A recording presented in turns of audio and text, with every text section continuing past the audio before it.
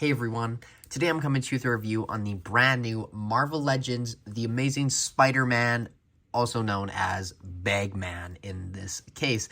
Now this is a very comedic figure to me.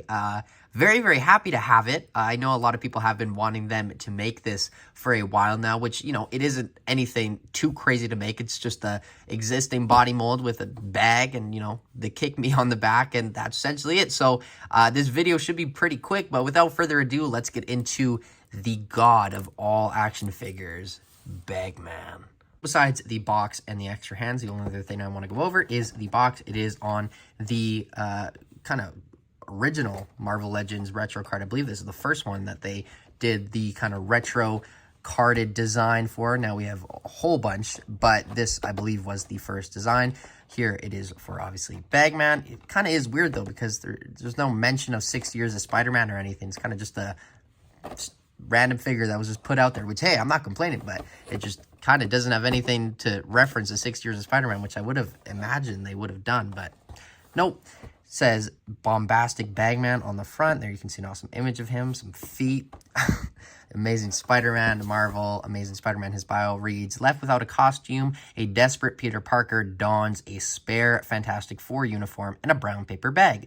And so the Bombastic Bag-Man was born. Wow. Very cool.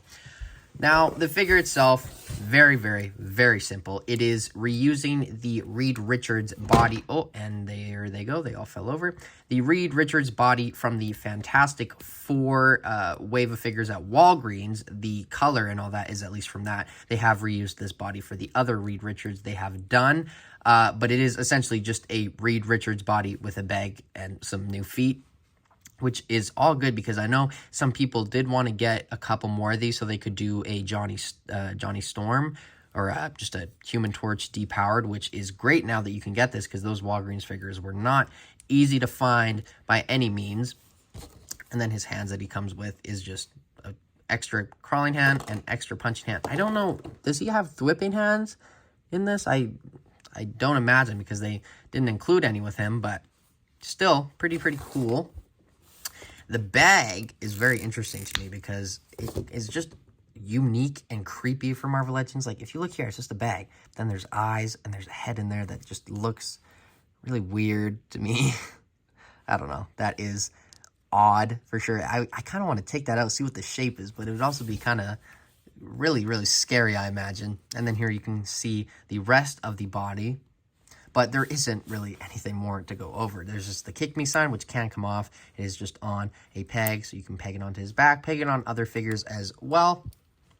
But yeah, that's all I really have to say about the Bag-Man. It gets the point done, so let's get on to his articulation. So the articulation on the Bombastic Bag-Man is very good. The head goes up, down, a little bit of tilt, full 360, arms go out that much, and they do have a tendency to pop out because the Reed Richards that was first on this body had the long arms, which you will see in the comparisons coming up, but they go up, down, full 360, bicep swivel, double jointed elbows going that much, hand goes up, down, full 360 on a horizontal hinge on both pairs, ab crunch goes down that much, back that much, not a lot. Full 360, waist cut, legs kick forward that much, back splits, upper thigh cut, double jointed knees, and then the ankles are very stiff here. I hope I'll be able to maneuver them a little bit at least. Okay, come on. Don't break on me. If this is on camera, I'll be just traumatized. Come on. Okay.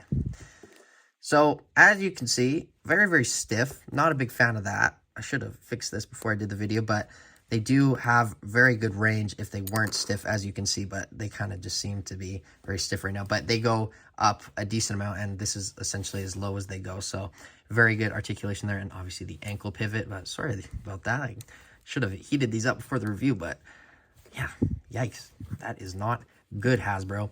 But now let's get on to the comparisons. So here we have the Fantastic Four next to the Bag-Man figure, or the Fantastic Four that he is supposed to be intended to be displayed with, I imagine, because of the same suits. Now, that does bring up a problem, being the fact that these are all very old figures. This guy's from 2022. Very old and very hard to find, mainly these two in that case. I remember I got this guy in the States. I live in Canada. I was in Phoenix. No, not Phoenix. Palm Springs, okay?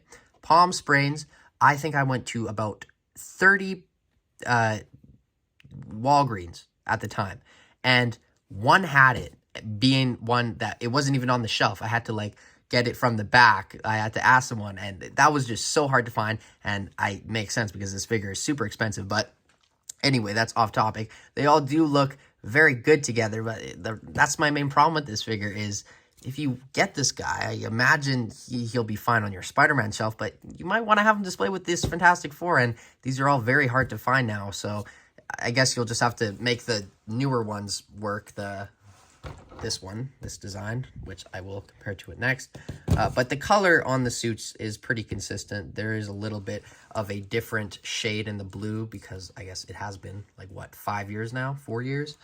So there is the Reed Richards next to the Bagman, or the newer Reed Richards. And then there we have the Retro Spidey next to the Bagman, so you can kind of see similar builds, but at the same time, not really. It's kind of just the Reed Richards body, whereas this one is mainly Sunfire parts.